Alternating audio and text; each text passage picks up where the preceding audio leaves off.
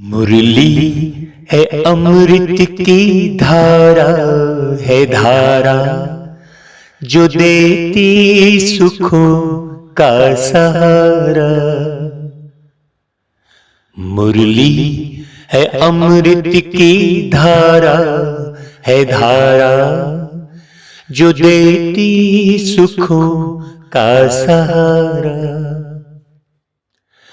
भूले जीवन में हो जाए बाबा मुरली में समझाए, तुम्हें देवता बनना है प्यारा, देखो गलती न करना दोबारा।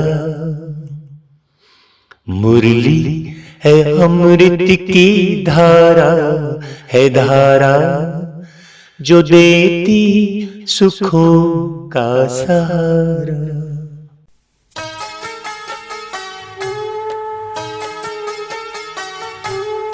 असुवन से अखियां भीग गई है बाबा तेरी याद में। तेरे ही गीतों की धुन बन रही है बाबा हर एक साज में।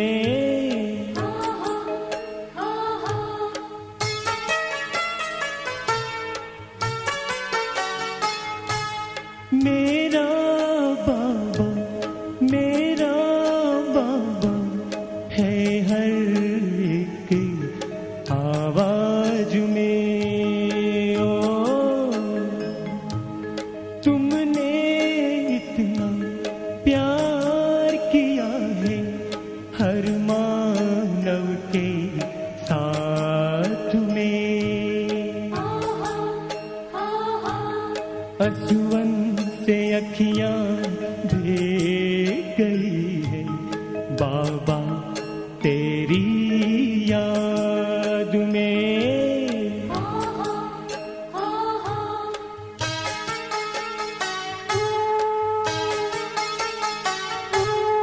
हम पर इतने एहसान किए हैं कैसे चुकाएंगे बाद में। कब ले चलोगे अपने वतन में बाबा अपने साथ में। असुवन से अखियां भीग गई है बाबा तेरी याद में। तेरे ही गीतों की धुन बन रही है बाबा हर एक साज में।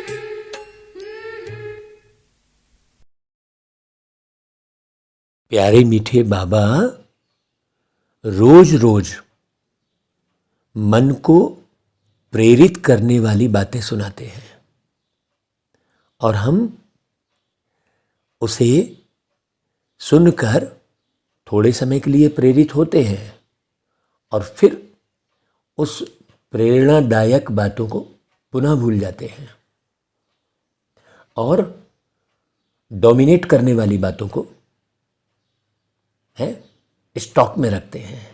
डोमिनेट करने वाली बातें अर्थात उदासी लाने वाली, तनाव लाने वाली,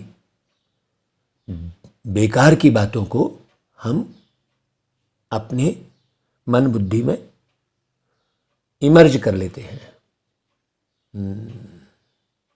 और प्रेरणा देने वाली जो बाबा की बातें हैं उन बातों को सुनकर थोड़ी देर के लिए प्रेरित होते हैं और फिर उस प्रेरणा को बरकरार नहीं रखते। उस प्रेरणादायक बातों को हम डिस्ट्रॉय कर देते हैं। हमें जिन बातों को हमें डिस्ट्रॉय करना है उन बातों को हम डिस्ट्रॉय नहीं करते हैं, और जिन बातों का निर्माण करना है, इस्टेब्लिश्ड होना है, जिन बातों में स्थिर होना है, जिस प्रेरणा को हमें बरकरार रखना है, उसको हम डिस्ट्रॉय कर देते हैं, मतलब उसको समाप्त कर देते हैं, उसे भूल जाते हैं। तो क्या भूलना है और क्या याद रखना है ना भाई? तो इसलिए बाबा मुरली में क्या करते हैं? रोज वही बातें, क्योंकि प्रेरणादायक बातें एक जैसी ही होंगी, वही बात प्रेरणादायक होगी। जैसे जल है, हवा है, जितनी बार भी पियोगे जल तो वो जल ही रहेगा, है ना भाई? वैसे ही प्रेरणादायक जो बातें हैं वो वही बातें रहेंगी। अब आप उसे सुनकर कहते हो ये तो मैंने सुन ली है, सुन तो ली है ये मैंने सुन भी ली है बोले, और ये समझ भी ली है अच्छी रीति, लेकिन फिर निर्माण क्यों नहीं? फिर निर्माण में देरी क्यों? हाँ, क्योंकि सुन लिया है, समझ लिया है, लेकिन उसमें रह नहीं रहे हैं। जैसे जमीन ले ली, घर बना लिया, मकान बना लिया, लेकिन उसमें रह नहीं रहे हैं। उसमें नहीं रहेंगे तो क्या होगा? कहते हैं खाली मकान भूतों का डेरा। तो है बाबा की बातें रोज सुन रहे हैं, समझ भी रहे हैं, लेकिन उन बातों में हम अपने जीवन का निर्माण नहीं कर रहे हैं, रह नहीं रहे हैं। अब बातें कहो चाहे ज्ञान कहो, बड़ी समझने की बात है भाई। हाँ, तो विनाश किसका करना है और निर्माण किसका करना है, इसे अच्छी रीति समझना।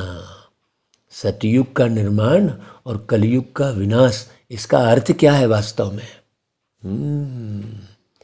माना कोई प्रकृति का विनाश नहीं होने वाला है, प्रकृति अपनी जगह रहेगी। हवा तो हवा रहेगी ही ना, हवा का विनाश थोड़ी हो जाएगा। प्रकाश का विनाश थोड़ी हो जाएगा।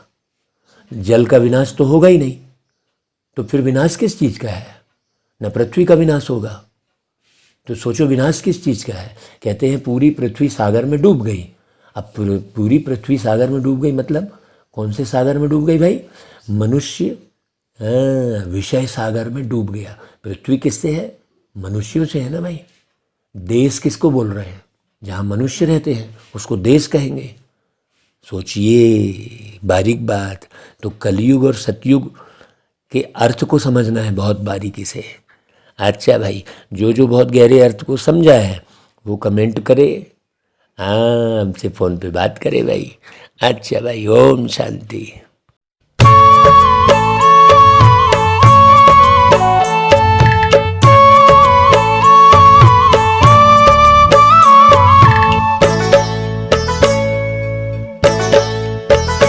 बाबा ने हमको बुला लिया, बाहों में अपने समा लिया। मीठी मीठी पालन देकर, मीठी मीठी पालन देकर हमको अपना बना लिया। बाबा ने हमको बुला लिया, बाहों में अपने समा लिया।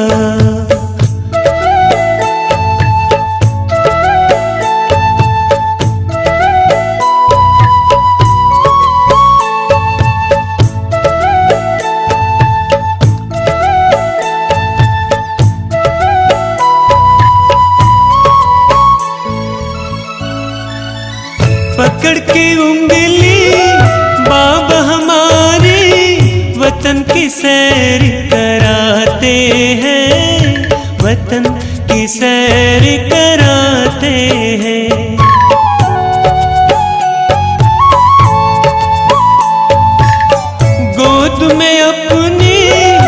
बैठक बाबा हमको उड़ा ले जाते हैं, हमको उड़ा ले जाते हैं।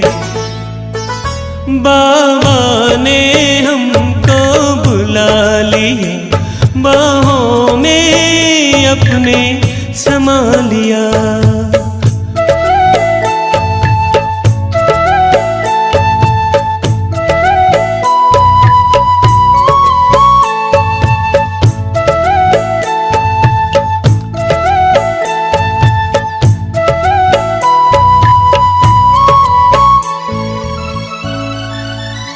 मूल वतन में बाबा के संग हम इतना खो जाते हैं, हम इतना खो जाते हैं।